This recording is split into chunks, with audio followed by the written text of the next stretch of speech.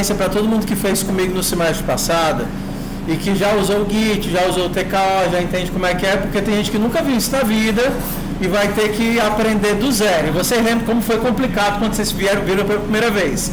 Sim ou não? Sim. Então vamos ter toda a paciência do mundo aí para poder escutar tudo de novo, o que é um repositório, como é que ele funciona, beleza? Então, se for muito chato você se dispersar, só não distraia os seus colegas, ok? Então vamos nós. Com o nome de usuário do GitHub que vocês me deram, eu rodei um script, eu apaguei o script sem querer. Eu rodei um script para criar todas as contas. O que é que o script fez? Ele criou uma conta numa organização chamada, que eu uso para os cursos, que é o QX Code Course. Pronto. Então, nessa organização, tem os repositórios de todos os alunos de todas as disciplinas. Tá vendo aqui, ó? Tarde AB, Lara, Tende Aleph. Então, aqui os repositórios de vocês. Ué, por que eu não sou o dono do meu repositório? Só para lembrar o que nós combinamos. Principalmente para os alunos que estão aprendendo agora a usar o GitHub, é comum dar alguma coisa errada e você se desesperar e começar a soltar comandos loucamente e apagar tudo que você fez. Então, para não ter o risco de você apagar o seu histórico de tarefas, você tem acesso de escrita, não de administração, nesse repositório da disciplina. Então, quando vocês forem procurar, vocês conseguem encontrá-lo. Eu nem sei porque não na minha visão de aluno, mas se vocês forem lá no usuário, deixa eu ver se eu acho aqui, cena, deve ter uma opçãozinha, todos os repositórios aqui, não tem não? Todos os repositórios. Top Show More. Em algum canto ele vai aparecer. Ele só vai aparecer se você aceitar, porque você não consegue ser inserido no repositório à força. Todo mundo aceitou já? Apareceu a notificaçãozinha lá do GitHub, você aceita, guarde a sua URL em algum lugar aí, ou então você pode ir lá dar uma estrelinha, não dá para botar uma estrelinha nela não, para ela aparecer como fixado no GitHub. Pronto, se você marcar ela com a estrelinha, ela já vai aparecer como pinada, fixada no GitHub. Quando você abre seu GitHub, é a primeira coisa que vai aparecer para você não perder o repositório. Então vamos nós aqui. Os alunos que não tinham criado ainda antes da aula, coloquem agora. Já colocaram ou não? Quem eram os dois que não tinha colocado? Qual é o teu aí? Perdão, é o Sami? Bruno. O Sami também estava aqui, não era? Qual é o teu GitHub, filho de Deus? Eu preciso. Sami Silva, tracinho lá. Assim tudo minúsculo? Sami Silva 023 tracinho lá. LAB. Tudo bem. Laboratório. Mas eu criei agora, não tinha outro nome. Ah, tu não tinha GitHub, né? Tá. Deixa eu criar aqui para tu conseguir fazer a prática.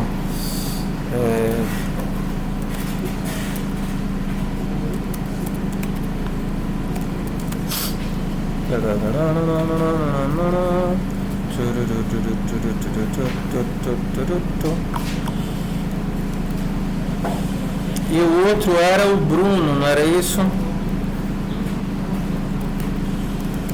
Sami. Bruno. Mais alguém está sem repositório? Não, né? Bruno Melo. Só esses dois perdidos aqui.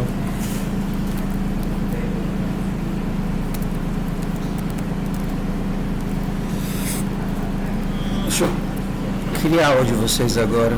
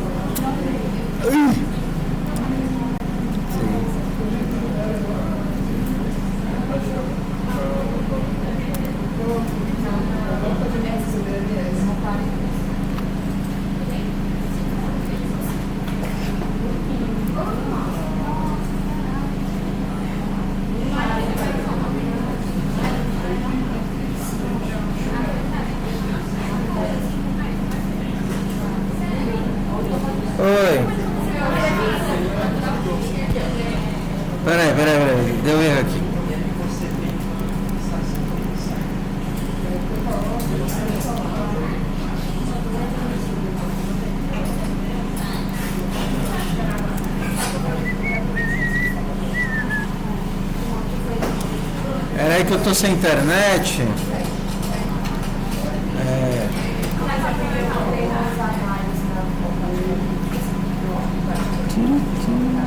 Acabei de ver, Sami Silva, laboratório. Mas que diabo de nome de usuário horrível. Acabei de criar. Aí salvou assim. Não tem como editar não, mano. Vou ver agora, viu? Daí depois a gente passa pra lá. Tudo bem. Não, mas vai assim, é laboratório com acento. Depois a gente troca. Laboratório.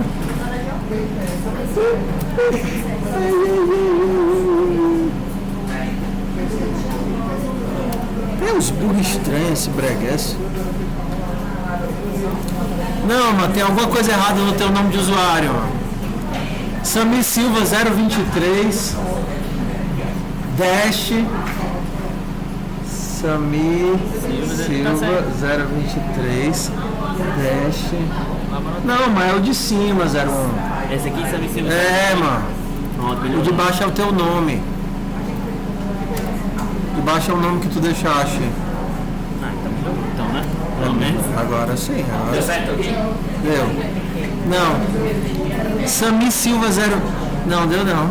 Não existe Sami Silva 023. Tá, vamos tentar resolver.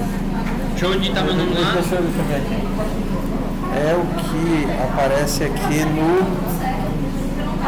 Ah não, mas tá aqui, ó. Pera aí. Porque lá é meu laboratório mesmo. Pega, mano.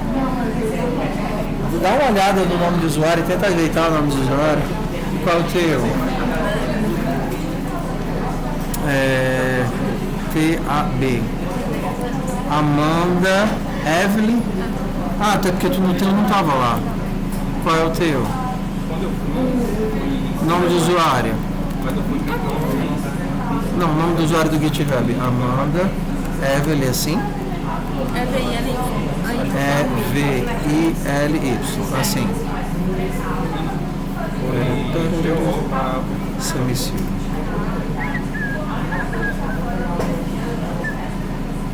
O Sami tá errado dele. Vou tirar o dele aqui.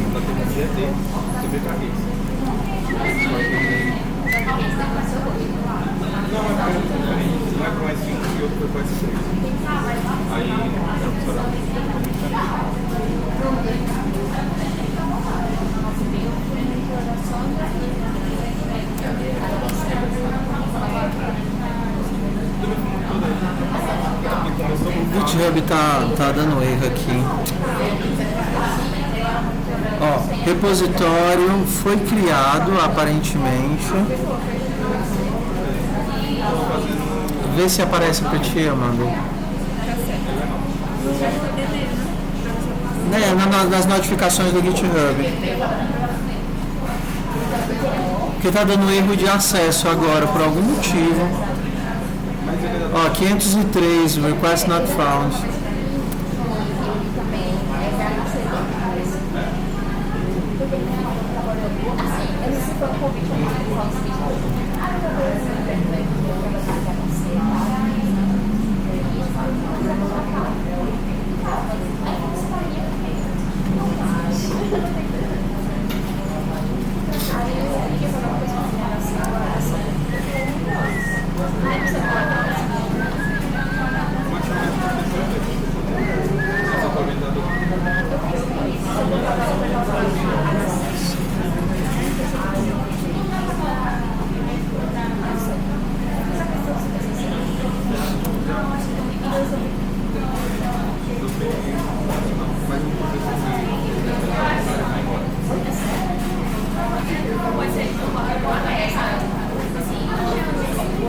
Pronto, é só Sami Silva 023 mesmo agora.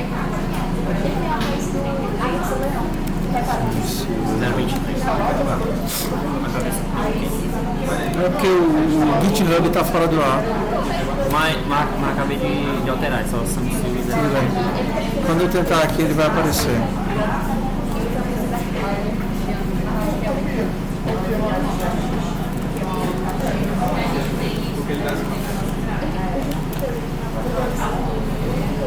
Deu certo, né?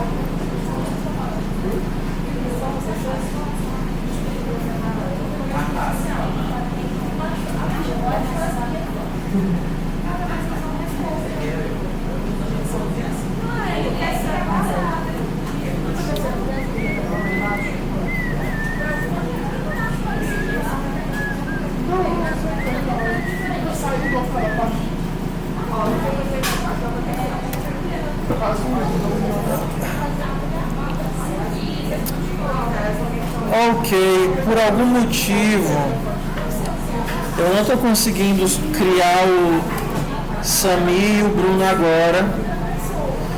O GitHub está recusando. Não sei se é porque eu fiz muitos alunos de uma vez só. Por algum motivo o script de automação está dando ruim. Então a gente vai do jeito que está. Depois eu dou um jeito de criar, nem que seja manualmente, os dois que estão faltando. Tudo bem, vamos nós. Então vamos lá. Vamos do zero. Quando? Deixa eu abrir aqui um repositório.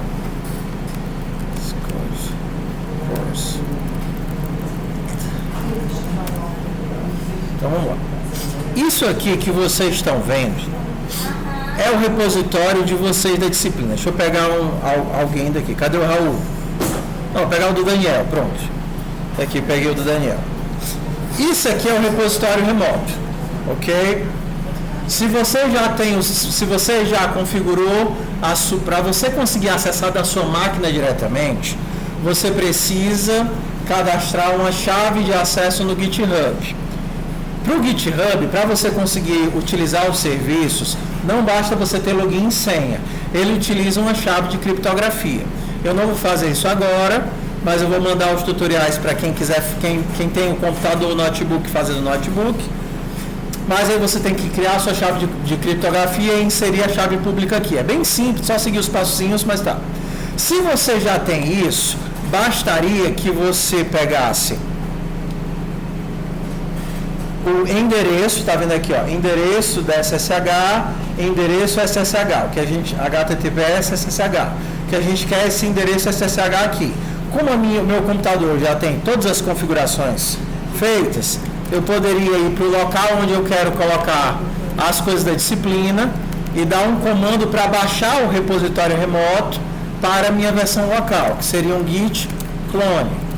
Então, no git clone, ele vai pegar, acessar o repositório remoto do Daniel, e como eu tenho acesso a enxergar o repositório, apenas eu e ele temos, e o GitHub já tem a minha chave SSH de criptografia cadastrada, eu simplesmente não precisei digitar mais senha nenhuma, porque o próprio protocolo já se comunica, ele já usa a minha chave SSH, que está aqui na minha pasta .ssh, e aí faz a comunicação. Depois que eu baixei o repositório, basta que eu entre no repositório e abra numa IDE. Code. Ponto. Então, se você está no Linux, é só fazer o que eu fiz. Se você está no Windows, você abre, depois de instalar o WSL, você abriria como se fosse um terminal, que é o WSL, ele é um terminal, onde a partir daquele terminal você acessa o Ubuntu. Naquele terminal você vai navegando até o local da pasta, temp /Daniel, e quando você chegar aqui, dentro do terminal do WSL, do Ubuntu, você manda abrir o VS Code. Vai abrir o teu VS Code do Windows, normal, só que o teu VS Code do Windows abre olhando para essa pasta que está no Linux. Foi muito confuso ou não? Então vamos lá, vamos por partes, tá bom? Vamos desenhando que tudo fica mais lindo, desenhando. Oi? No caso do que baixar a página. Tá, vamos lá. Vamos lá. Se você estivesse fazendo sem a máquina virtual, isso aí não vou fazer agora, tá certo? O que a gente vai fazer agora é uma versão mais simples. Acho que esqueci meu mouse.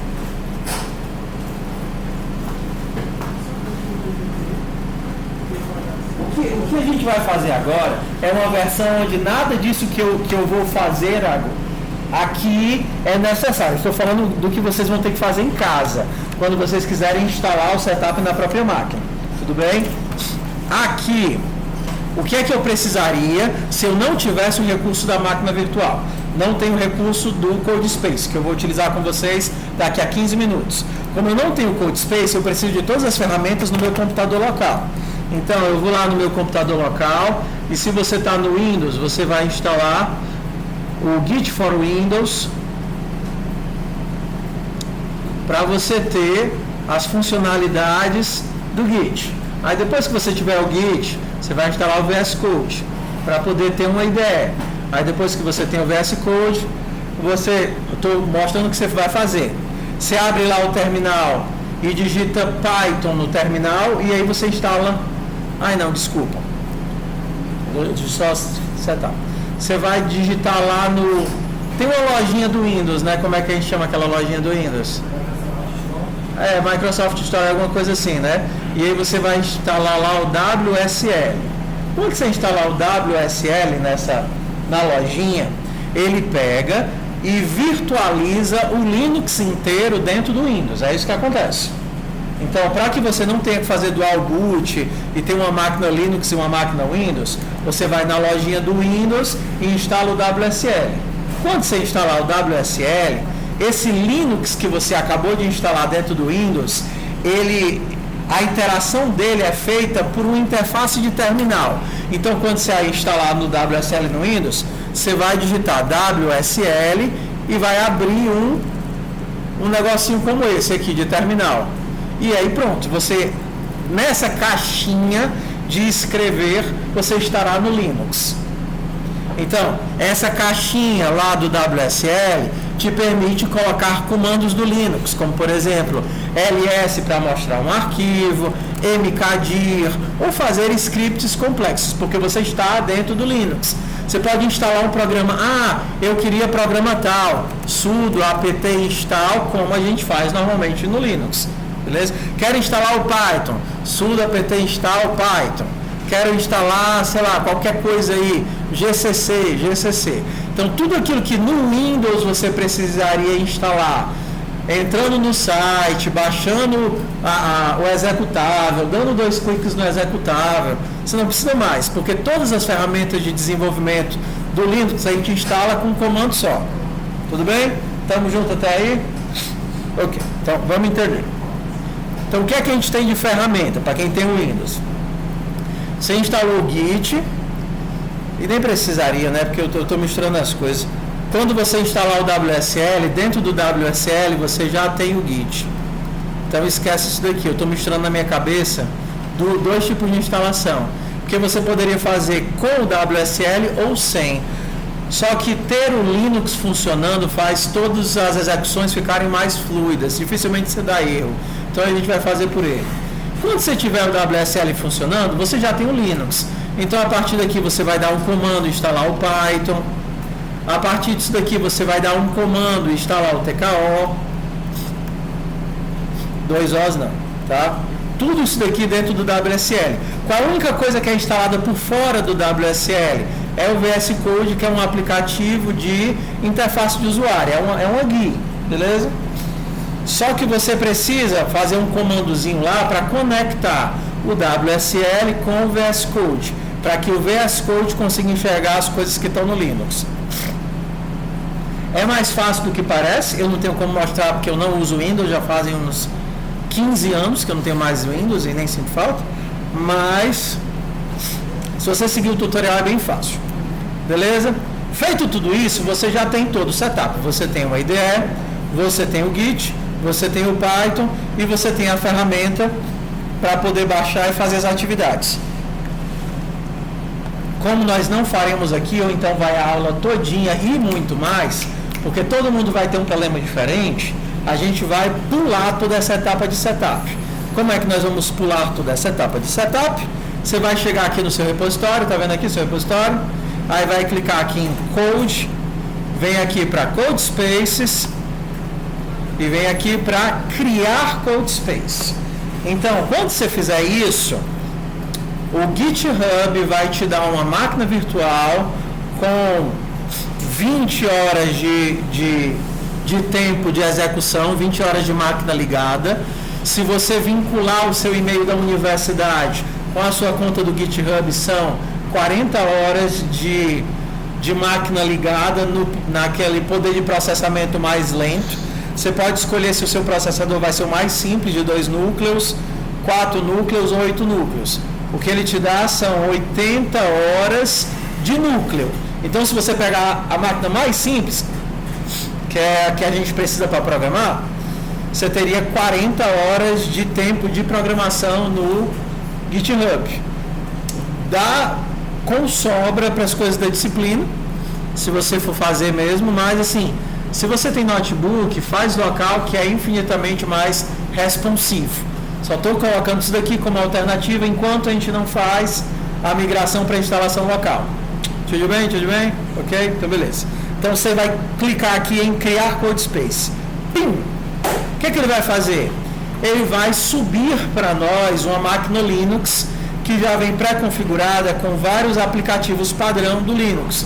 Já tem o Git, já tem o Python, já tem o Java, já tem o GCC, já tem um monte de ferramentas. E essas ferramentas, essa máquina virtual, é acessada por uma interface do VS Code carregado via web.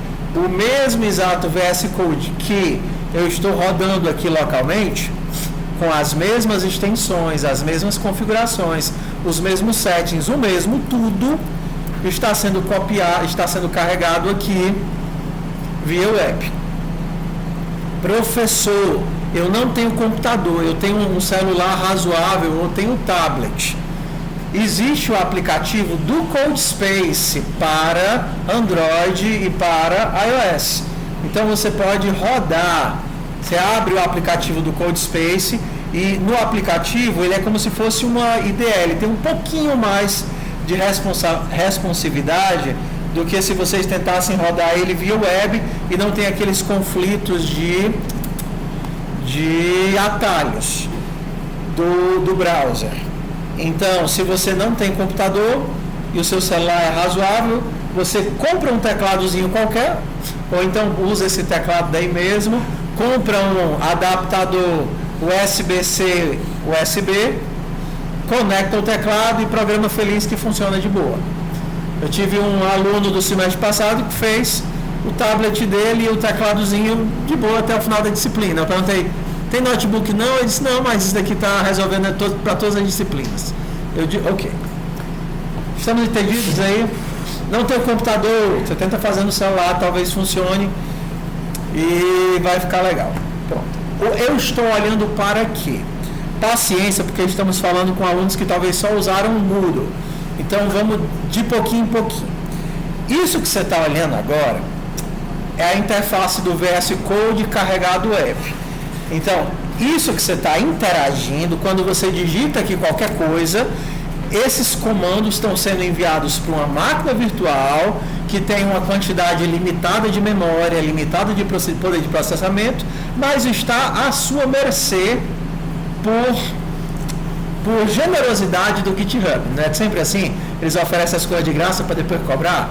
Então, por aqui, até quando eu não sei, você tem essas 80 horas de poder de núcleo de processamento. Então, tudo que eu digito aqui está sendo enviado para uma máquina virtual que interpreta o que eu estou digitando. Aqui na esquerda, nós temos as interfaces de chat para você, por exemplo, pedir que o agente lá do Gemini ou do GPT ou do Copilot faça o código para você. Então, como você não vai utilizar isso, você pode fechar. Aqui embaixo você tem o terminal, que é uma forma de interagir com a máquina virtual. Toda vez que você digita um nomezinho, esse nomezinho ele é um programa. LS é um programa. O que é que o programa LS faz? Entende onde eu estou, ou seja, eu estou na pasta Workspaces da Amun Digital, e ele tem como saída quais arquivos existem nessa pasta. LS é um programa. mkdir é um programa que cria uma pasta.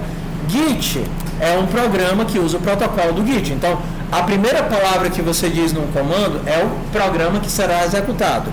E as outras palavras são os parâmetros que você dá para que esse programa, como ele deve se comportar. Então, quando você diz git status, você está dizendo, eu quero rodar o programa do Git e quero que ele se comporte para me mostrar o status. E ele vai dizer, olha, você está no ramo principal, o seu ramo principal está atualizado com o repositório remoto principal e não tem nada de novo no seu repositório. A área de trabalho está limpa. Isso daqui é o nome do programa, isso daqui é o parâmetro que você passou para o programa. Ok? Então, como é que eu interajo com isso daqui? Na IDE, diretamente, você, por exemplo, poderia utilizar o Ctrl+J, mas dependendo do seu browser, os atalhos do VS Code vão conflitar com os atalhos do browser. Por exemplo, se eu dou o Ctrl+J, não apenas ele esconde o terminal, mas ele também abre os downloads. Eu não quero ver os downloads. Então eles ficam em conflito um com o outro. Por exemplo, você pode utilizar esses daqui de cima. Tá vendo que tem uns botõezinhos aqui em cima, onde vocês também tem? Lá em cima no cantinho. Então, esse daqui, ó, Toggle Panel, é para tirar e mostrar o terminal. Esse daqui de baixo. Esse daqui é para mostrar e fechar a tabela de chat. Esse daqui é para mostrar e fechar a aba de arquivos. Todo mundo junto? Você que já conhece, tenha paciência com seus coleguinhas que nunca viram na vida, tá? Então vamos entender o que é cada um desses arquivinhos que está aparecendo para você. Esses botõezinhos são as ferramentas principais. Primeiro botãozinho é o gerenciador de arquivos, e aí que eu consigo ver quais são os arquivos que já estão aqui. Tá? Se você clicar, ele vai abrir um arquivinho. O outro é a busca, quando você quer buscar em todos os arquivos do projeto. Esse daqui mostra o GitHub, se tem algum arquivo novo, algum arquivo velho, se você quiser voltar para o passado, ao invés de ter que depender diretamente de digitar tudo no terminal, também existe a interface do VS Code. Não é perfeita, às vezes ela dá uma bugada, então os comandos eles são sempre mais precisos. Aqui é o debug, quando o teu código bugou e você quer achar alguma coisa. Aqui são as extensões. Aqui são outros cacarecos lá do próprio GitHub. Então o que a gente vai fazer aqui?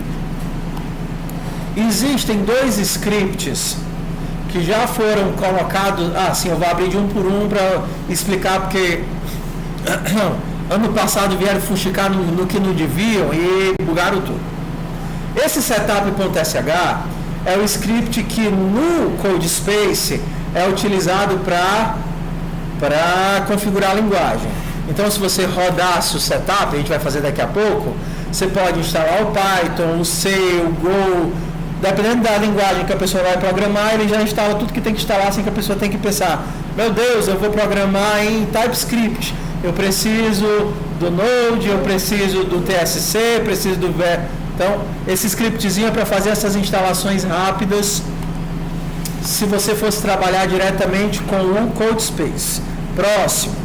Esse README, para quem nunca viu, é o padrão de arquivo principal do GitHub. Então, todo repositório tem um README, que é meio que o index daquele repositório. Diz o que é que aquele repositório faz, o que é importante, etc.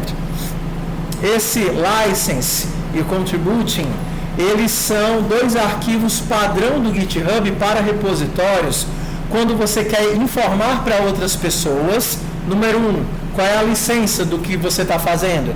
Ele pode utilizar sem avisar para você, ele pode monetizar em cima disso. Se ele for utilizar, ele tem que lhe referenciar. Então, existem muitas licenças da forma como se disponibiliza código na internet.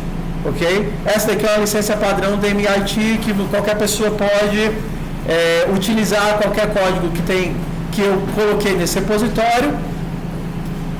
Por culpa e risco deles, eles não precisam me avisar de nada. O meu código aqui é completamente gratuito, eles podem inclusive ganhar dinheiro em cima do meu código. É um exemplo. Isso daqui é um padrão, esse outro aqui é para quando outras pessoas quiserem contribuir com o meu repositório, eles leem um arquivo que diz como é que eles poderiam fazer essa contribuição. Então aqui ele diz o objetivo, cara, esse teu script que tu está usando, o setup, eu queria colocar uma linguagem nova para ele, porque ele não tem a linguagem que eu gosto de trabalhar, que é Kotlin. Então o cara leria como é que ele faria essa adição. Aqui vai dizer, olha, faça isso e isso, veja os testes e tal, abra o pull request e ele poderia contribuir com o meu repositório, ok? Só que para vocês isso é inútil, então vocês poderiam, inclusive, remover, porque está só gerando lixo, mais coisa para vocês olharem. Então o license e o de contribuição, vocês podem apagar, que é menos coisa para vocês ficarem olhando, ok?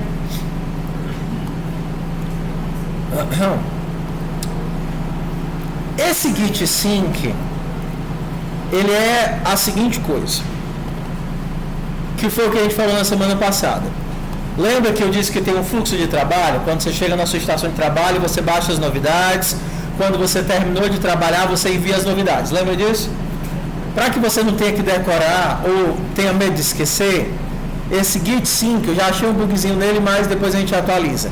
Se você rodar ele do jeito que está aqui, no começo e no final da sessão, ele já vai verificar se tem coisas novas para salvar ou coisas novas no repositório e vai fazer a maior parte das ações para você. Por exemplo, ele acabou de verificar, ei, você apagou o arquivo de contribuição e apagou o arquivo de licença.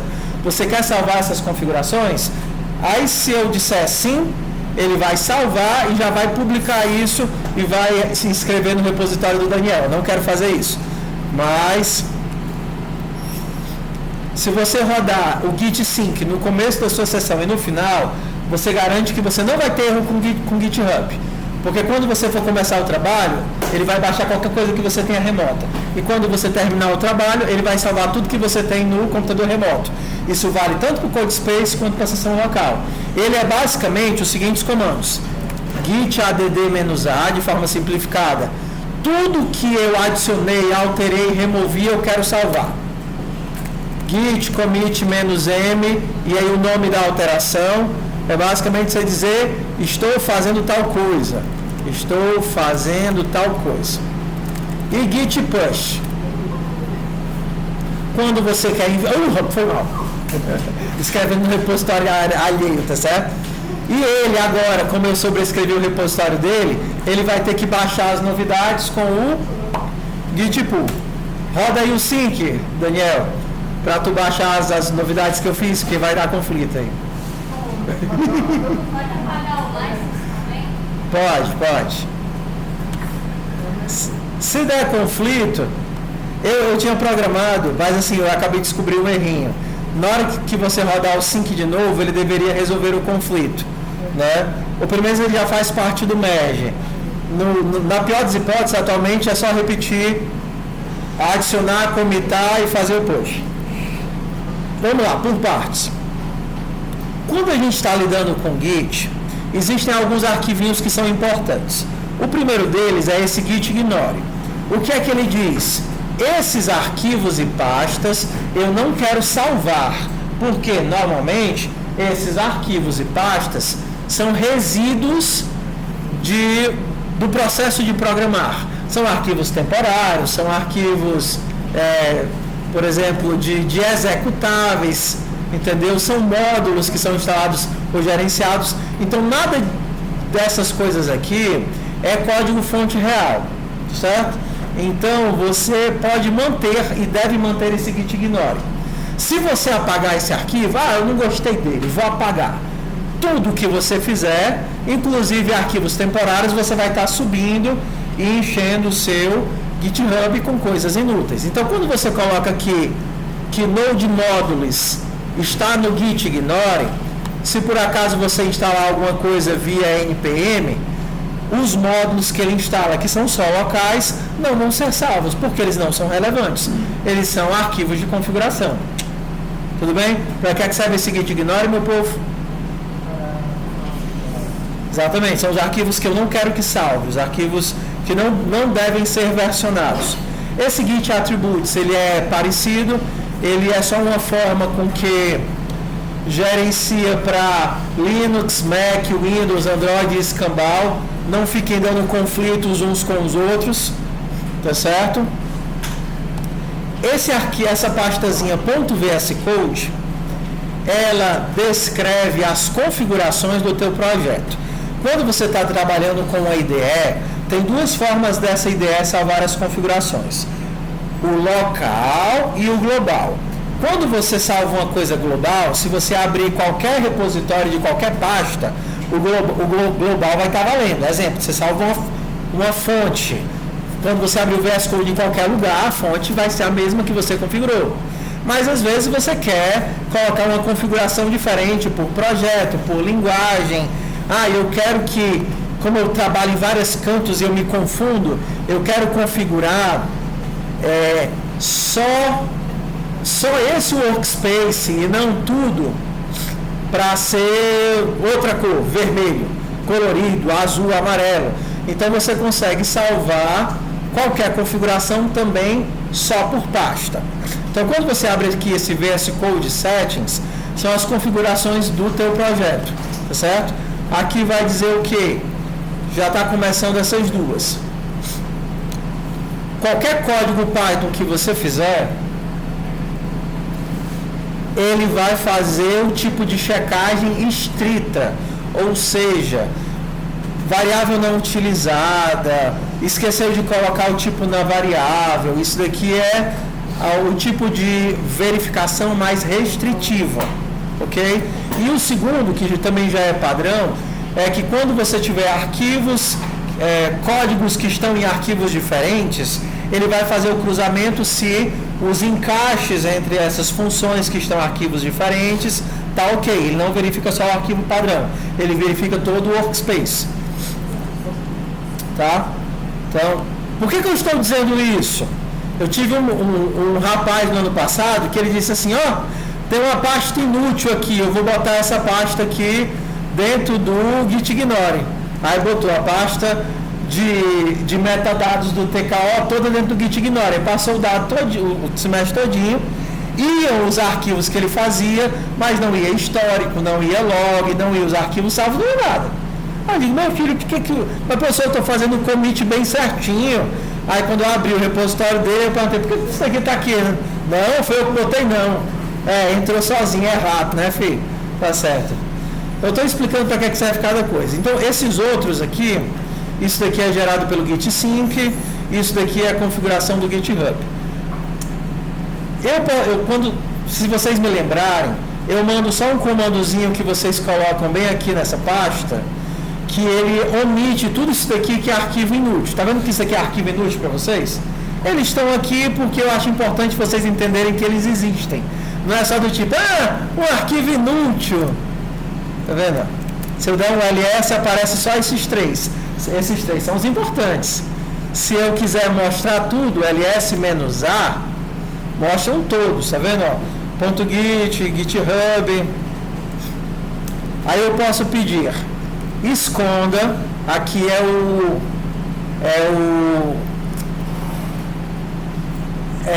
a LLM, né? A IA do VS Code para terminal. Esconda no Explorer do VS Code todos os arquivos ocultos que começam arquivos e pastas ocultas. Deixa eu ver se funciona, bora testar aqui. Esconda no Explorer do VS Code todos os arquivos e pastas ocultas. Cadê? Vai.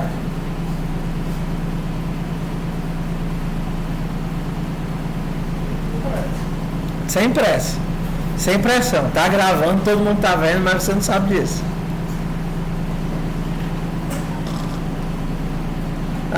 Riego. Mas tem um comando. Ok? Então, vamos pro próximo agora. Não sei como é que apaga não, mas tem um comandozinho que apaga. Vamos pro próximo. O que a gente vai fazer agora? A gente vai fazer a configuração para poder rodar código. Beleza? Então, para isso, no terminal, para que você não tenha que copiar comandos de nada, para que você... Sai bregues. Por que esse bregues não sai? Como é que eu escondo isso? Você vai rodar o comandozinho de setup. Tá vendo aqui? Setup. O setup já tem todas as configurações. Aí vai perguntar, o que você quer instalar? Aí a gente vai instalar duas coisas. Primeiro a gente vai instalar o TKO, depois a gente vai instalar o Python. Então, primeiro você bota a opção 1, aí você vai instalar o TKO. E semanalmente a gente vai atualizar, porque toda semana eu vou estar configurando alguma coisinha nova. Então, quando você der o setup, se você tivesse com uma máquina Linux, uma máquina Ubuntu, esse setup também funcionaria na sua máquina Ubuntu, que é só uma linha de comando fuleiragem. Aí você roda esse setup de novo e escolhe a opção 3 para instalar todas as dependências do Python. Mas, professor, você não disse que o Python já vinha no Linux? O Python já, só que a gente está configurando também a IDE. A gente está configurando todas as extensões do VS Code para poder trabalhar com Python certinho. Biriri, biri, biri. Biriri, biri, biri. Beleza. Pronto.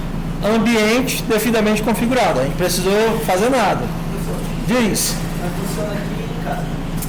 Não, se você... Pronto. Cheguei em casa, o que é que eu tenho que fazer? Como vocês estão fazendo numa máquina virtual, tá vendo aqui, ó? Fechou a aba.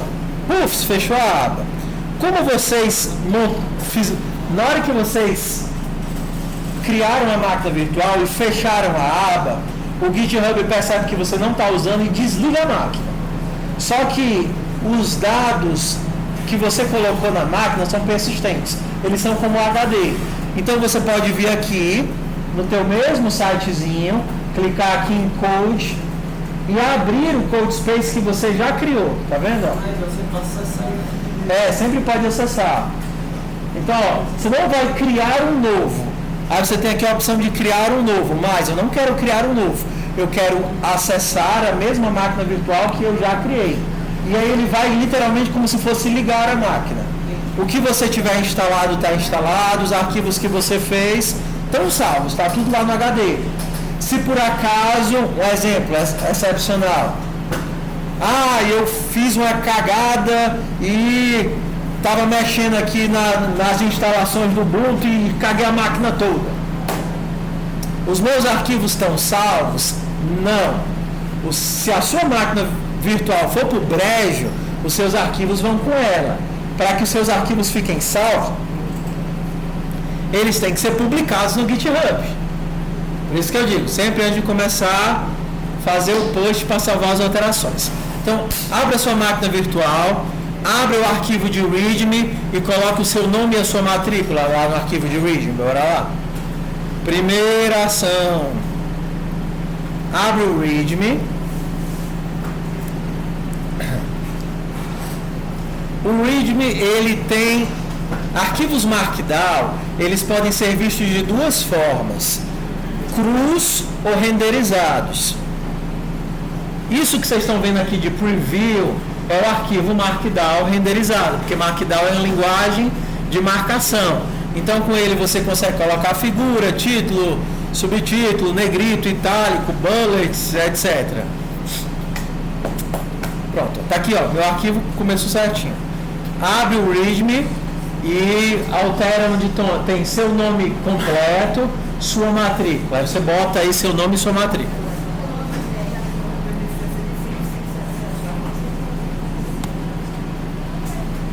Se deu ruim, não estão conseguindo abrir o repositório, tem dois recursos aqui em stand-by.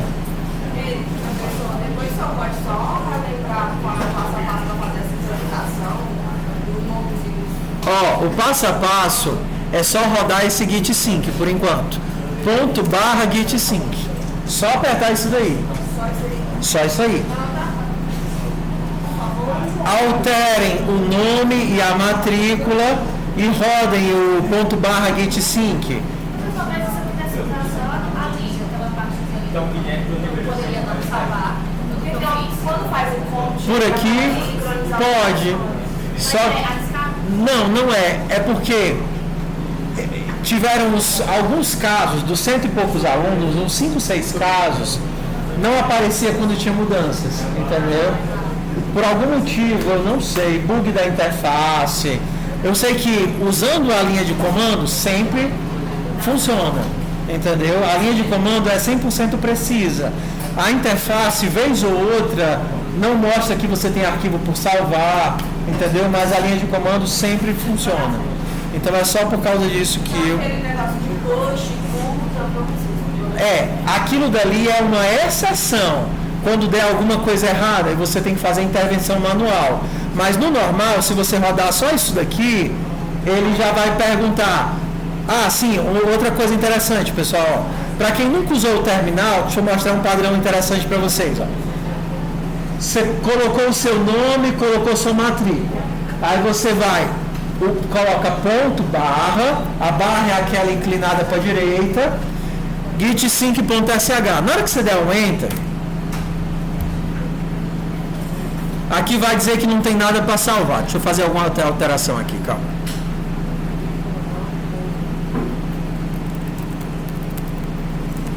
Na hora que eu rodar isso daqui,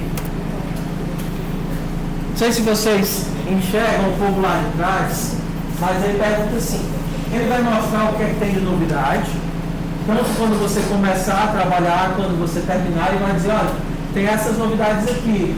Aqui está dizendo que esse arquivo foi modificado. E ele pergunta, você quer salvar essas alterações? Em scripts interativos, vocês normalmente vão encontrar duas opções. Sim ou não, yes ou no. E normalmente uma das letras é maiúscula e outra minúscula. Isso é um padrão de scripts. O que é que isso daqui diz? A letra maiúscula é o default se você não digitar nada.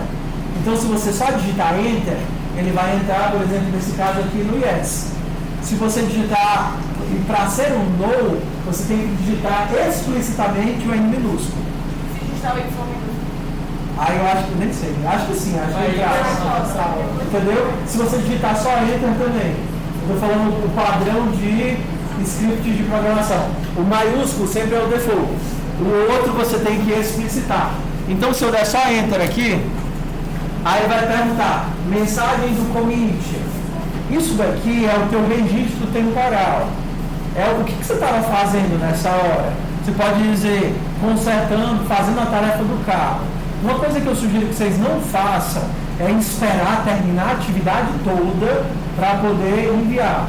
Porque, sei lá, dá um erro, corrompe, perdeu, sei lá, qualquer coisa. Então, assim, você não perde nada salvando de forma consistente. Então, o que é que eu peço? Pelo menos uma vez por sessão de trabalho, sincroniza os dados. Se você está no meio do trabalho, é só colocar fazendo a tarefa do carro. Ou então, pelo menos carro. Você diz daquilo que você estava trabalhando. Porque se você quiser voltar no histórico, você consegue dizer, eu quero voltar para ver o que era que tinha lá antes de eu estragar o repositório. Diz? Eu sou o Git pull é o que puxa os dados. Que puxa os dados. Quando vocês rodarem isso daqui, a primeira coisa que ele vai fazer é salvar o local e fazer o pull. Se tiver alguma novidade que dê conflito, ele vai dizer, ops, deu um conflito aqui. Daniel, faz alguma coisa aí pra gente conflitar? Faz, só para eu mostrar o que é o conflito. Enviou alguma coisa já? Eu vou fazer manualmente aqui o conflito, tá? Ó, bem aqui eu tô colocando o David, tá vendo aqui? E aí se eu abrir aqui o repositório do Daniel, cadê? Eu fechei.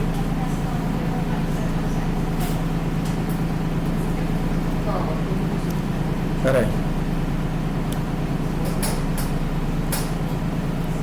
Eu vou gerar um conflito manual para vocês entenderem o que é um conflito, tá? Biribiri.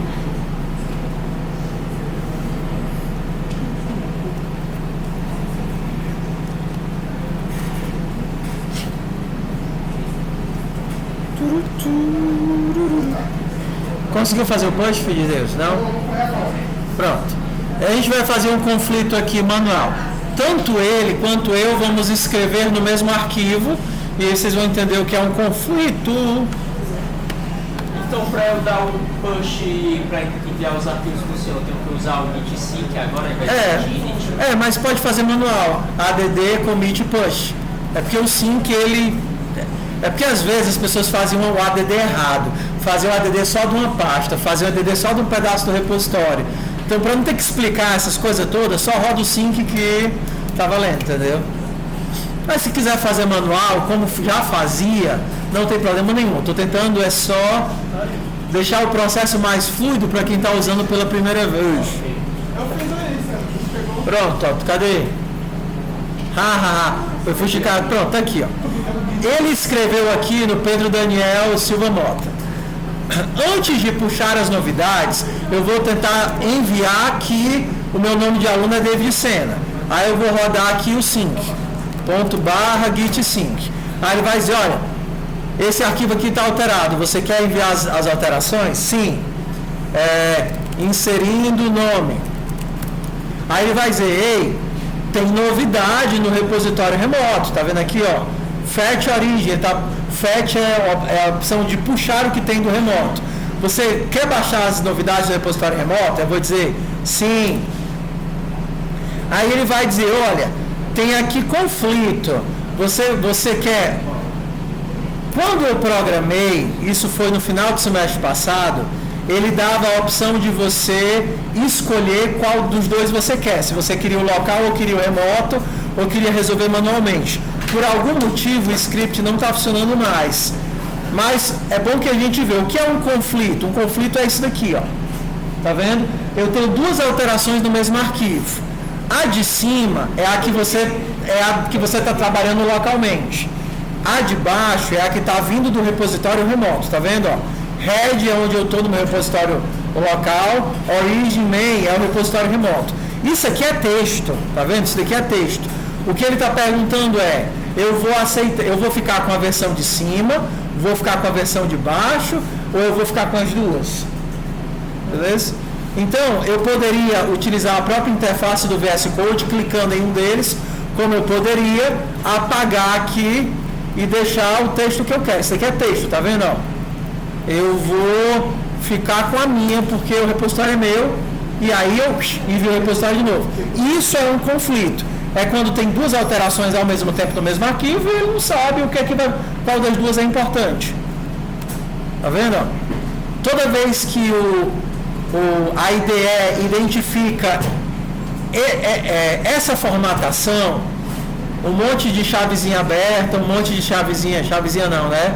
Menor que, maior que, ele identifica que isso é uma formatação do GitHub, e ele identifica que eu tenho um conflito. Aqui na própria interface, ele mostra, ei, esse arquivo está com conflito, você precisa resolver esse conflito. Então, eu quero ambas as mudanças. Aí ele juntou as duas coisas, aqui eu fiz e aqui ele fez. Mas não, eu vou ficar só com a mudança dele. Aí agora eu vou ter que resolver manualmente. Adicione tudo. Isso daqui é o que o sync faz. Tudo que eu fiz, adições, remoções, alterações, eu quero que você marque para salvar. Quero que você salve com esse nome, que foi consertando o nome. Quero que você envie para o repositório remoto, Git Push. Basicamente, o que o sync faz, com várias outras verificações, são essas três coisas principais. Ok? E quando você está começando, eu comecei a trabalhar, estou numa sessão de trabalho diferente, Git Pull. Ei, puxa as novidades, porque antes de eu começar a fazer qualquer coisa, eu quero ver se tem novidades remotas para não ter perigo de conflito. Trabalhei, add-a, commit e push. Ou então só roda o sync no começo e no final e você sabe que vai estar sempre atualizado. Sucesso? Tudo bem? Menos atrito. Ok. A gente já instalou o Python e o TKO, não foi? A gente rodou lá o setup com os dois. Então vamos lá. Para quem nunca viu, vocês já viram o Moodle. Então vamos fazer assim, ó. Vamos instalar um repositório de tarefas. Você vai fazer um TKO init. O que é que o init está dizendo? Nesse local, nesse sistema de arquivos, nessa pasta, eu vou inicializar um repositório de tarefas de programação. Aí você dá um Enter. Aí ele vai começar a fazer algumas perguntinhas. Qual é a linguagem que você quer trabalhar? Aí você vai lá e diz que quer trabalhar com Python, PY. Você quer adicionar alguns dos repositórios de atividade? Aí você sim. Qual repositório de atividades você quer? Aí você escreve POO. E aí ele vai baixar o repositório de atividades. Hã? Que foi? Não, é para rodar o TKO Init, mulher. O teu tá atualizado? O teu tá antigo, né? Porque tu ainda tá usando a versão do semestre passado. O meu? É. É porque tu não tá usando o TKO aqui do semestre passado que tu instalaste. Entendeu? O meu não é pra mim. Remove a pasta rm-rf.tko, remove a pasta, atualiza o TKO de quem já tinha. Vamos lá. Pessoal que já estava utilizando no semestre passado e já tinha o TKO instalado na máquina, tem que atualizar. É só isso que eu estou dizendo. Como é que eu atualizo? Não é para quem está fazendo no CodeSpace agora, é para o pessoal que já tinha instalado na máquina. Então você tem que atualizar ppx, upgrade, TKO. Se você está fazendo no CodeSpace, você não precisa fazer isso. Isso é para quem tinha a versão antiga, do ano passado, do semestre passado.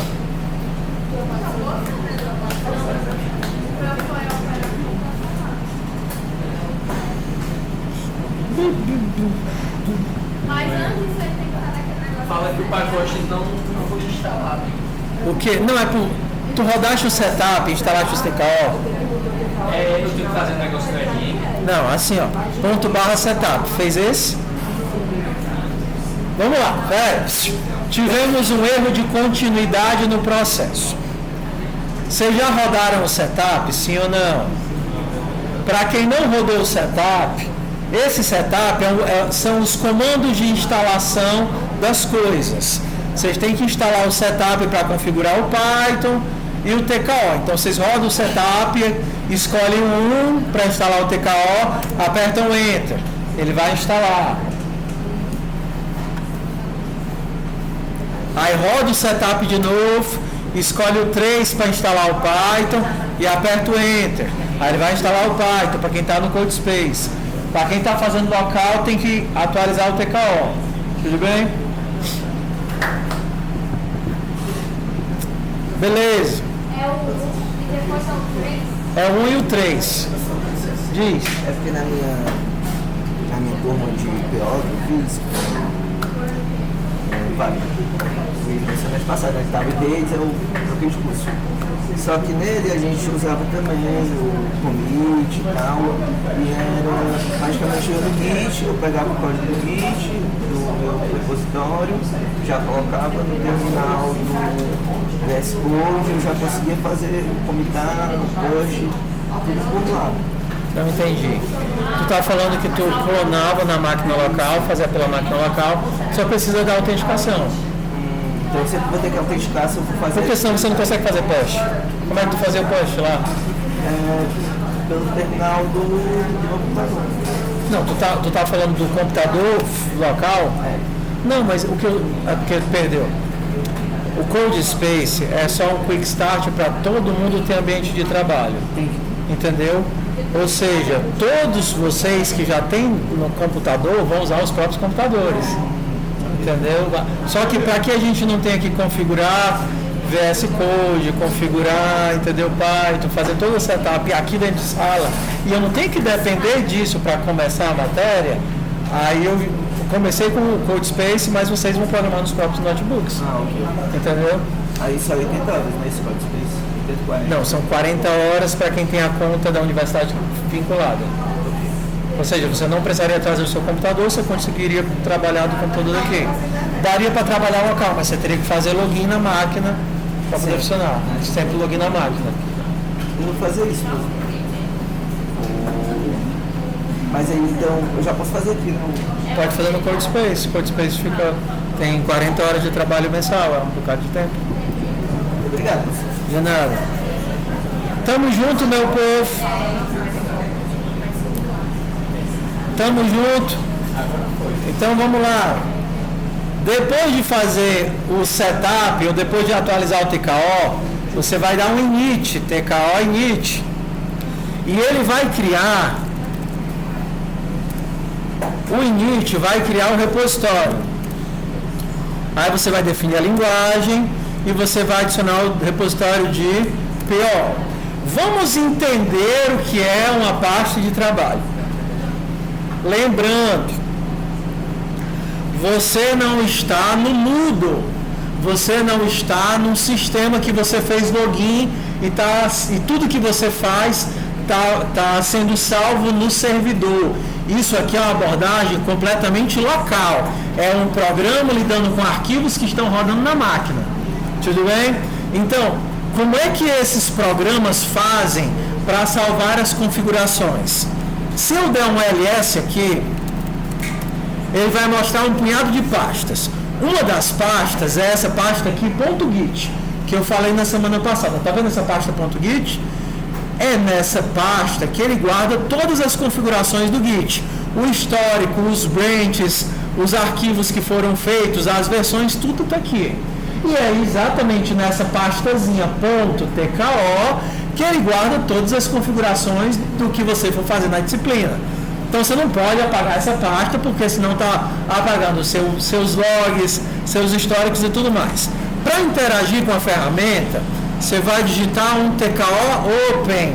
Digite aí, Open. E agora paciência para quem já viu a interface, para eu mostrar para quem nunca viu na vida. Vamos lá. Isso daqui é a interface principal do TKO. Ele é o que nós chamamos de TUI. Vocês conhecem o GUI, Graphical User Interface, que é a interface gráfica de usuário, que é o programa que você fuxica com o mouse, e isso é um Terminal User Interface, ou seja, é uma interface de usuário que você usa através do terminal. Isso era muito comum nos primórdios. Para quem passa muito tempo programando, existem muitos aplicativos bons para terminal. Eu não quero... São muitos comandos de Git. Existem terminais de usuário para o Git. Existe gerenciador de arquivo para o Git. Existe um monte de coisa. Existe tudo. Desculpa, perdão. Rebobina a fita aí uns 40 segundos que eu usei a palavra errada. Existem aplicativos para terminal. Existe Git para terminal. Tipo essa interfacezinha aqui, bonitinha. Existe gerenciador de arquivos para terminal, existe quase tudo. Existe browser para terminal. Eu não quero usar o browser de botão, quero usar o browser no terminal. Tem, tá certo? Qual é o nome que eles dão para esses aplicativos? TUI, Terminal User Interface. Hoje, com a volta, assim, com o crescimento dessas ferramentas de programação de agentes, os terminal User Interface estão voltando com tudo, porque para o agente, para essas ferramentas de LLM, criar testes e fazer código para terminal, interface para terminal é muito mais fácil do que códigos de clique. Vamos olhar para cá e entender o que é que temos aqui. Esses breguecinhos que estão dentro dos cochetes, eles são os atalhos. Então, quando eu digito 1, 2, 3, 4, 5, eu estou mudando os painéis. O 1 e o 2 mudam os painéis da esquerda. O 3, o 4 e o 5 mudam os painéis da direita. Tá certo? Então, se eu vier para cá, todas, eu consigo ver algumas das atividades que estão já cadastradas no repositório. Vamos fazer todas? Não sei, talvez algumas, talvez outras. Aqui é o repositório de partida. Com o seu tecladinho, você consegue navegar pela atividade. Abrir blocos, saltar blocos, fechar blocos. Só colocando para a direita, para a esquerda, para cima e para baixo. Tá certo? você consegue navegar aqui nas atividades para ver o que é que você tem, certo? Então aqui tem algumas das atividades. Colocando para a esquerda, você sai fechando os blocos em lote, tá? Aqui do lado direito, você tem os gráficos. Não tem gráfico nenhum porque o repositório está zerado, mas os gráficos mostram o tempo que você gastou por dia e como você fez a atividade. Os logs mostram a tua interação com a ferramenta e as trilhas dão uma ideia de o tanto que você fez de cada tema. Eu fiz tanto de introdução, tanto de gerenciamento de acesso, tanto de agregação, tanto de arrays, tá? Vamos baixar uma atividade para a gente só rodar aqui, ó. Vamos começar do animal. Vem até o animal. O animal é uma atividade com testes. Se você olhar aqui para o Tzinho, mostra que é uma atividade que tem testes. Se você apertar aqui embaixo, você tem alguns dos comandos mais comuns. Você está vendo? Criar rascunho R, paleta de comandos P, fazer uma busca barra, baixar a tarefa Enter, autoavaliação A. Então, se eu quero criar um rascunho, vou criar aqui para fazer código. Eu posso apertar o R e aí eu vou fazer estudando herança. Você consegue criar uma entrada de dados para você poder botar seus códigos de estudo. Eu quero procurar um comando que não está aqui, quero trocar de linguagem. Então você pode utilizar a paleta de comandos, que nem o VS Code. Aqui tem um catatal de comandos. Quero aumentar o tamanho do painel, diminuir, mostrar os gráficos, mostrar as imagens, trocar de linguagem, tá?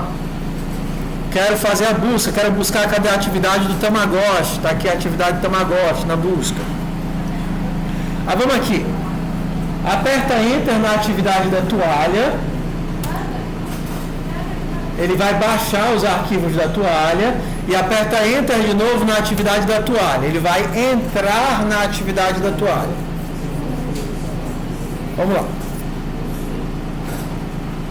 Então, eu vou relembrar, porque conceitualmente pode dar um nó na cabeça de vocês.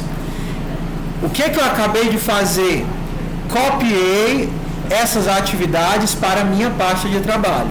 Essas atividades estão em algum lugar.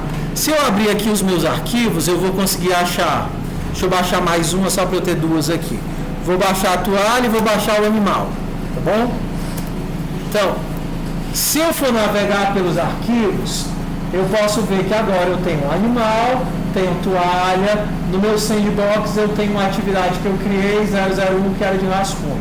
Está vendo isso daqui? Tudo que você baixa se torna um arquivo no seu computador. Repetindo, não é um servidor remoto onde essas coisas estão sendo salvas. É um arquivo, você tem todo o controle sobre o que está acontecendo aqui. Tá?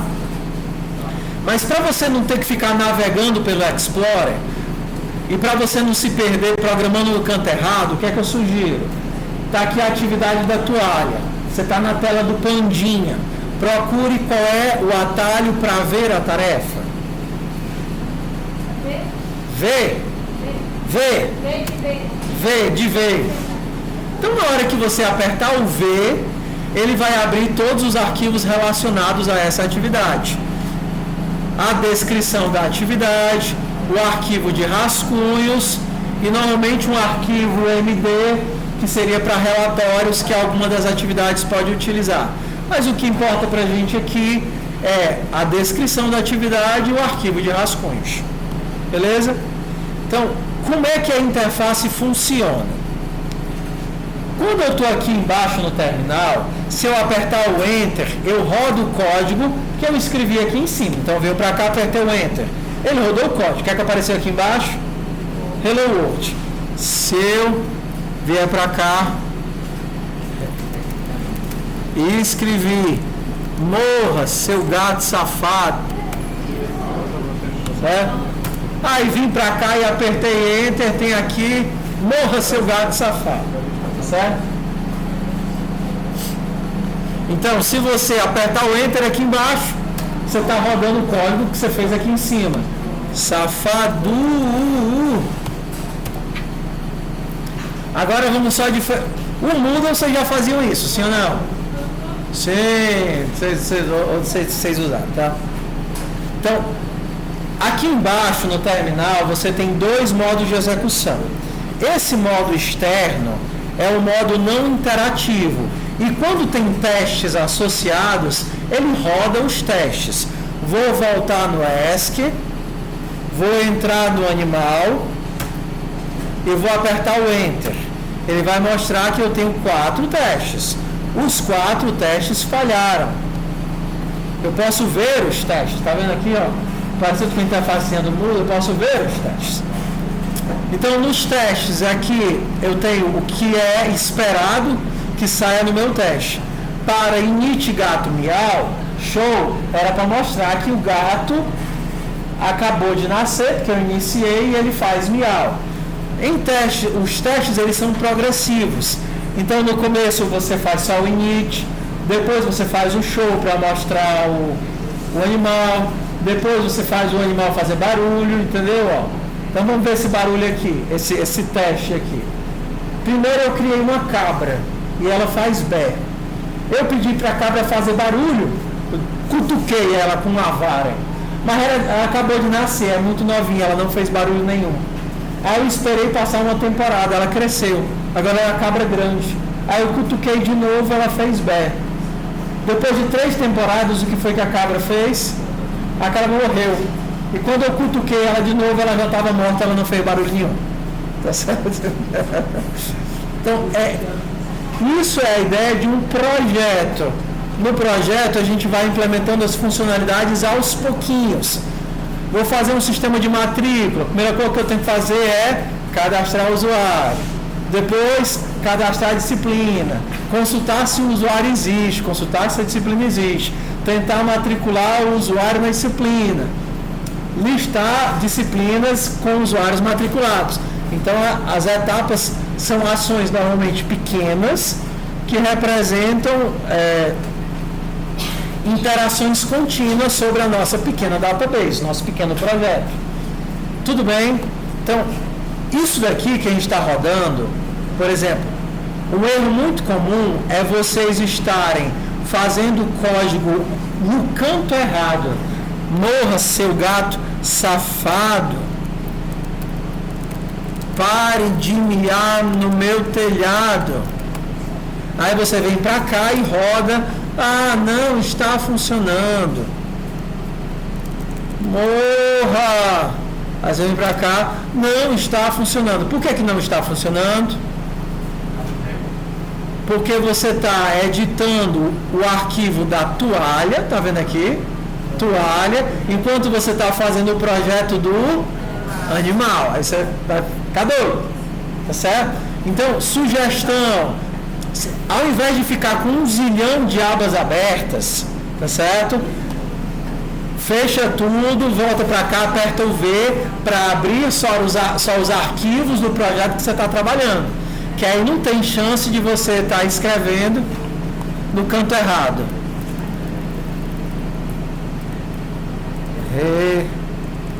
Hello Mundo. Ué.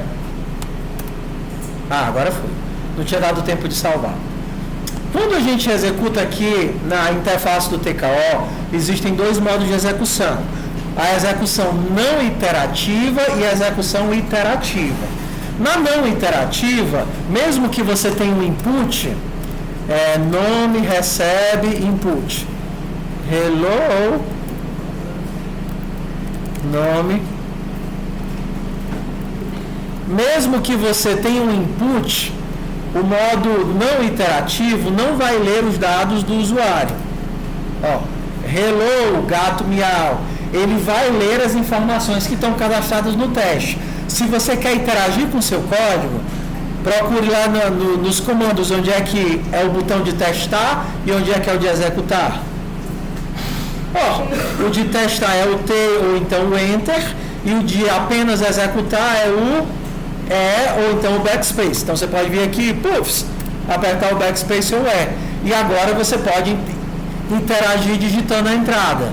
Meu nome é David. Hello, David. Para recompilar e reexecutar, pressione Enter. Então, se você alterar qualquer coisa aqui no código, hello, basta voltar para baixo e apertar Enter. Tomás.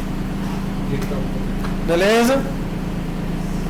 Sempre que você executa o código, seja na execução direta ou seja na execução interativa,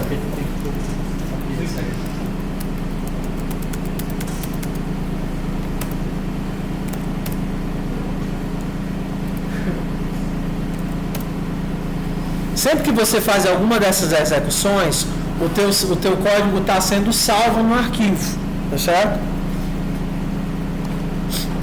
E aí, quando você volta para a tela inicial e abre os gráficos, vão ter gráficos associados à sua atividade. Aqui está dizendo que eu estou fazendo essa atividade há 2 minutos, eu executei esse código 7 vezes e eu tenho 3 versões diferentes do mesmo do código para essa atividade salvo. Está ali embaixo. 2 minutos, meu código tem 3 linhas, a última versão. Esse aqui tem 2, esse aqui tem 3. E ele vai guardar o histórico, vai te mostrar o histórico do que você fez. Se você vier aqui para os logs, ele guarda o histórico de interação. Eu baixei a atividade, depois entrei na atividade, executei, fiquei abrindo para editar várias vezes, peraí. Botei para executar, depois de executar um monte de vezes, eu voltei. A mesma coisa aqui para o códigozinho daqui, tá certo? Então, todos esses dados estão salvos na ferramenta, você só precisa programar normalmente, certo? Então, por hoje, não é por hoje é isso não, mas assim, o que vocês precisavam entender da ferramenta é isso. Bora começar a fazer algum dos códigos para a gente já dar o start. Quero que você baixe aí a atividade da toalha. Vocês já baixaram a atividade da toalha? Entre na atividade da toalha, peça para abrir a descrição dela e vamos ler juntas a descrição da toalha. Entre na atividade da toalha, abra a atividade da toalha. Tá. Ok. Se vocês prestarem atenção, tem um bregacinho rodando aqui, né? Tem um bregacinho aqui rodando para mostrar que está vivo. Estão vendo aqui essa porcariazinha rodando? Está vendo aqui esse bregacinho se mexendo sozinho sem você ter que fazer nada? O que isso aqui está dizendo?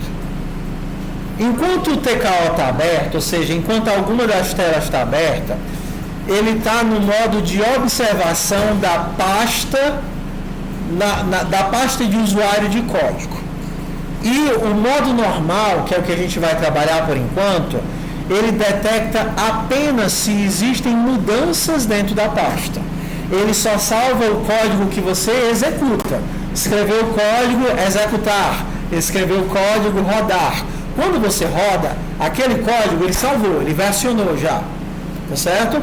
Mas aqui ele está a cada 5 minutos verificando se o arquivo teve alterações, mesmo que você não tenha executado. Para que isso serve? Para dar um pouquinho mais de precisão para a medição de tempo. Eu não tenho como adivinhar o tempo que vocês estão trabalhando, concorda? Vocês podem estar escrevendo, aí vem para o caderno, assiste um vídeo. Eu não tenho como adivinhar. O que eu consigo fazer? Registrar alterações no estado do sistema. Quais seriam as alterações? Você executa um código, salva esse código. Você está escrevendo no arquivo, eu percebo que um arquivo da pasta está sendo alterado e eu gero um log dizendo arquivo da pasta toalha está sendo alterado. E com base nesses dados eu faço uma estimativa de tempo. Então, se às 10h05 a pessoa editou um arquivo, 10h10 ela rodou o código, 10h15 ela editou, 10h20 ela rodou de novo. E aí só voltou a ter interação às 12h30. Aí eu imagino, o cara parou, foi fazer outra coisa da vida, foi almoçar, né? Passou 2 horas sem interação, o cara não tá mais lá, entendeu? Mas pô, eu estava assistindo vídeo, eu estava fazendo um monte de coisa. Você percebe que eu não tenho como adivinhar. O que eu posso é fazer uma inferência porca com base nas mudanças de estado do repositório. E é isso que a gente faz. Tudo bem? Entenderam como é que funciona o processo?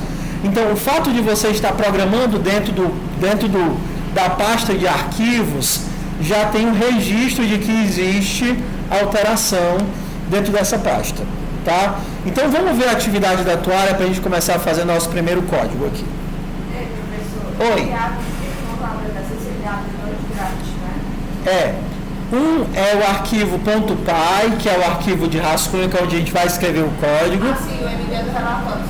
Mas o relatório só faz sentido para atividades que pedem relatório. Essas de código nenhuma vai pedir, então vocês podem ignorar. Beleza? Esse relatório seria a gente fala no processo. Como é que você fez? Se você quiser falar, eu estudei aqui com fulano, eu quero deixar registrado, estudei com fulano, porque algumas atividades são abertas, não tem teste. Então nessas fica meio, por exemplo, a toalha. Você pode dizer como foi que fez, se fez primeiro uma coisa, se fez com outra pessoa. Então, você pode fazer um pequeno resumo do seu método de estudo, para você, ou para deixar registrado para mim, tanto faz. É um local que já existe para o relatório, entendeu? Seria lá. Quando vocês abrirem um arquivo .md, lembrem, o arquivo ele pode ser visto renderizado ou no seu formato cru. É completamente legível o formato cru, mas você normalmente não tem as figurinhas. Se você clicar em Preview, ele vai renderizar o Markdown, carregando as figurinhas, e você pode puxar aqui para a esquerda para ocupar o espaço todo. Vocês sabem onde é essa referência? Algum de vocês já pegou essa daí? Toalha, o item mais útil do universo? Já foi do Mochileiro das Galáxias. Pronto. Mochileiro das Galáxias é uma ficção científica com comédia para o absurdo. Então a ideia é, você já está lendo um livro que é absurdo, que é ficção científica. Então, se os absurdos podem acontecer, então podem acontecer. Mas é bem legal, é bem divertido. Tá? É muito bom. Então, eu vou explicar, vou mostrar o projeto. Eu não sei como é que o Guanabara faz, porque eu não vi os vídeos dele. Mas provavelmente ele vai fazer algumas aulas explicando o conceito para só depois fazer atividades e projetos. Eu ensino com os projetos. Então a gente vê o problema e baseado no problema vocês vão ter que aprender coisas para resolver o problema. Tudo bem? Então o que é um projeto ou um problema? Quando vocês caírem num projeto, vocês têm que evocar, carregar na memória o conceito de abstração que vocês viram em FUP. O que é abstração? Abstração são os detalhes da entidade real ou as informações da entidade real que são necessárias para o meu problema. Vou repetir. Uma abstração é ver quais as peculiaridades, as características da entidade real são necessárias para o meu problema. Porque a gente escreve código para resolver problemas. A gente não escreve código porque está com vontade de bater dentro do teclado. Todo código visa fazer algo. Então, vamos lá. Se você está fazendo uma mesa, você está fazendo um código e eu pergunto, e eu digo, crie uma classe mesa. Aí você vai dizer, para quê? Aceitar para voltar por cima. Não, mas depende. Essa classe mesa é para quê? Porque a mesa que você faz para um jogo 3D requer algumas características. Ela vai precisar de milhares de características, vai precisar de modelagem, tamanho, cada uma das curvinhas, quantidade de polígonos, etc.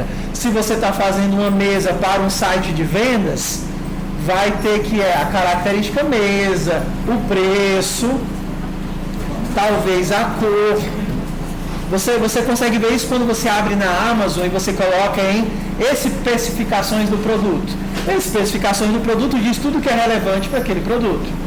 Só que se você está fazendo uma mesa para um sistema de inventário, Vale, acabou a... E o Vale, esse povo saindo meia hora mais cedo. Desculpa. Eu já fiz a chamada, não foi? Então, perdão, eu pensei que ia acabar às 4 horas. Vocês veem com a minha cabeça. A gente continua amanhã, tá, pessoal? Vai passar uma aula só passando o básico, tipo, que é uma base. Sim. É a aula da semana que vem.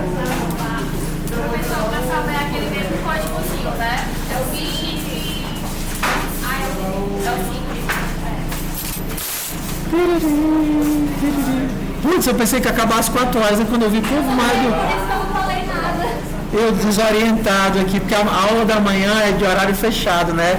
8 às 10, 10 às 12, deixa eu parar a gravação aqui. E esse negócio de fazer chamada no começo da aula é útil, ó.